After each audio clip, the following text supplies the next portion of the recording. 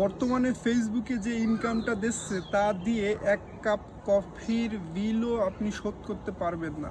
হ্যাঁ, এটাই বাস্তবতা। আপনারা যারা অলীক কল্পনা করে ফেসবুকে কাজ করতে আসতে চাচ্ছিলেন বা আসতেছেন, তাদের উদ্দেশ্য করে বলি যে বর্তমান পরিস্থিতিটা কিন্তু অনেক কঠিন। আপনি এখানে টিকে থাকতে পারবেন কি না সেটাই কিন্তু মেইন ফ্যাক্টর।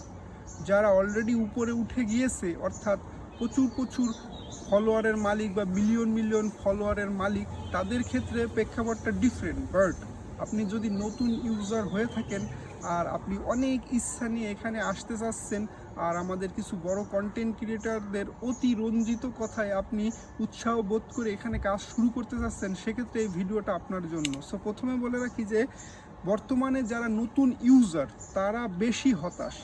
বড় কন্টেন্ট ক্রিয়েটারদের যারা মনে করেন 1 লাখ 2 লাখ 3 লাখ 5 লাখ 10 লাখ বা মিলিয়ন মিলিয়ন ফলোয়ারের মালিক, তাদের ক্ষেত্রে কিন্তু আলাদা। কিন্তু যারা ছোট ইউজার বা আমরা নতুন ইউজার যাদের বলি, তারা কিন্তু অনেক বেশি হতাশ। কারণ কন্টেন্ট মনিটাইজেশন বর্তমান প্রেক্ষাপটে অনেক নতুন ইউজার পেয়েছে, আর এখান থেকে যে ইনকামটা আসতেছে তা দিয়ে এক কাপ কফির বিলও শোধ করা যাবে না। এটাই বাস্তবতা। যতই যা বলুক যে অতিরঞ্জিত করে সবাই বলবে, কিন্তু গুটি কয়েক মানুষ ছাড়া এখানে তেমন কেউ ইনকাম করতে পারছে না। আমি অ্যাজ এ নতুন ইউজার বা অল্প ফলোয়ারের মালিক হিসাবে আমি বাস্তবতার প্রেক্ষিতে এই কথাগুলো বলতে পারি। কারণ আপনি অনেক বেশি পরিশ্রম করতেছেন, প্রত্যেক দিন 24 ঘন্টার মধ্যে 18 ঘন্টা বা তার বেশি সময় ব্যয় করলেও আপনার ইনকাম কিন্তু জিরো লেভেলেই থাকবে। সো কী করণীয় এখন এই বর্তমান পরিস্থিতিতে? এখন যেহেতু ফেসবুক একটা ম্যাসিভ আপডেটের কাজ করতেছে, আর সেটা হলো কন্টেন্ট মনিটাইজেশনটা সকল টুলসের মাধ্যমে মানে উঠিয়ে দিয়ে কন্টেন্ট মনিটাইজেশনটা মানে কন্টেন্ট মনিটাইজেশনটা সেখানে বসাবে। অর্থাৎ খালি থাকবে স্টার সেট আপ আর কন্টেন্ট মনিটাইজেশন। এখন এটা 31 আগস্টের পর আর দেখা যাবে না অন্য টুলসগুলো। এখন সেই পর্যন্ত আমাদের ধৈর্য ধারণ করতে হবে, যেহেতু বিশাল একটা আপডেট ফেসবুক করতেছে, আর সেই আপডেটের কারণেও ইনকামের অবস্থা খারাপ হতে পারে।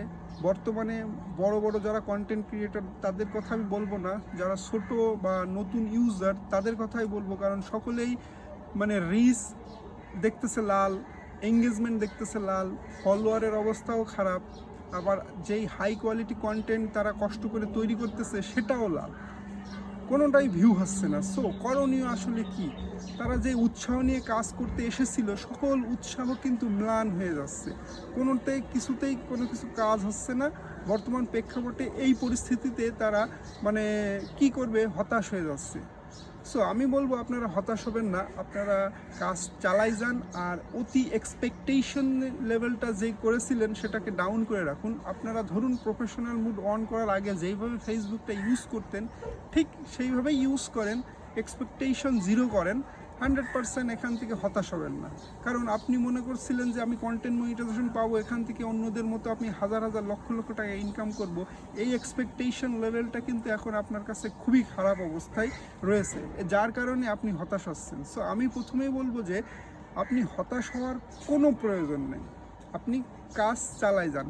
যদি আপনি লেগে থাকতে পারেন এই পরিস্থিতিতে, মানে খারাপ পরিস্থিতিতে যদি আপনি লেগে থাকতে পারেন, সেক্ষেত্রে ভালো আপনি 100% দেখবেন।